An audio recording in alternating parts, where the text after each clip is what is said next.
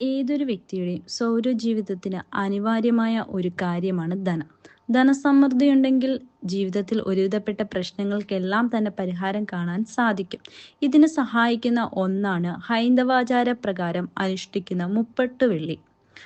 ലക്ഷ്മി പ്രാധാന്യമുള്ള ദിവസമാണിത്. ഇന്നേ ദിവസം ലക്ഷ്മി ദേവിയെയും ഗണപതിയെയും പ്രീതിപ്പെടുത്തിയാൽ ജീവിതത്തിൽ ധനാപരമായും സാമ്പത്തികപരമായും ഉയർച്ചയുണ്ടാവും. ഓരോ മലയാള മാസത്തിലും ആദ്യം വരുന്ന ആഴ്ചാ ദിവസങ്ങളിലെ മുപ്പട്ട് ഞായർ, മുപ്പട്ട് തിങ്കൾ, മുപ്പട്ട് ചൊവ്വ, മുപ്പട്ട് ബുധൻ, മുപ്പട്ട് വ്യാഴം, മുപ്പട്ട് വെള്ളി എന്നിങ്ങനെ പറയപ്പെടുന്നു. ഇത്തരത്തിൽ മുപ്പട്ട് വെള്ളിയാഴ്ചകളിൽ ആചാരശുദ്ധിയോടെ വ്രതം ആചരിക്കുന്നത് ദുരിതങ്ങളിൽ നിന്നും കരകയറുന്നതിനും ലക്ഷ്മി ദേവിയുടെ അനുഗ്രഹത്തിനും സഹായിക്കുന്നു. ലളിതാ സഹസ്രനാമം, മഹാലക്ഷ്മി അഷ്ടകം എന്നിവ ജപിക്കുന്നതും ഗണേശ അഷ്ടോത്തര ലക്ഷ്മി പ്രീതികരമായ മന്ത്രങ്ങളിൽ പ്രധാനമാണ് അഷ്ടലക്ഷ്മി സ്തോത്രം. ഈ 8 ലക്ഷ്മിമാരെയും ഒരേ ഭാവത്തിൽ ഭജിക്കണം എന്നാണ് വിശ്വാസം. ആദിലക്ഷ്മി എന്നാൽ വൈകുണ്ഠത്തിൽ ഭഗവാനോടൊപ്പം വിളങ്ങുന്ന ലക്ഷ്മി രൂപമാണ്.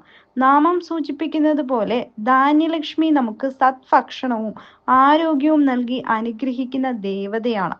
ധൈര്യവും ശക്തിയും മനസ്സിൽ നിറയ്ക്കാൻ ധൈര്യലക്ഷ്മി സഹായിക്കുന്നു. കയ്യിൽ താമരയും ഇരുവശത്തും ആനകളുമായി പാലാഴി മദന സമയത്ത് ഉയർന്നു വന്ന ലക്ഷ്മി രൂപമാണ് ഗജലക്ഷ്മി. സന്താനലക്ഷ്മിയുടെ അനുഗ്രഹത്താൽ ദീർഘായുസ്സും സദ്ബുദ്ധിയുള്ള സന്താനങ്ങളെയും ലഭിക്കും എന്നാണ് വിശ്വാസം. ജീവിതത്തിലെ ഏത് പ്രതികൂല സാഹചര്യത്തിലും പൊരുതി വിജയം നേടാൻ വിജയലക്ഷ്മി അനുഗ്രഹിക്കും. ധനലക്ഷ്മിയാൽ ധനധാന്യ സമൃദ്ധിയും വിദ്യാലക്ഷ്മിയാൽ വിദ്യാലാഭവുമാണ് ഫലം.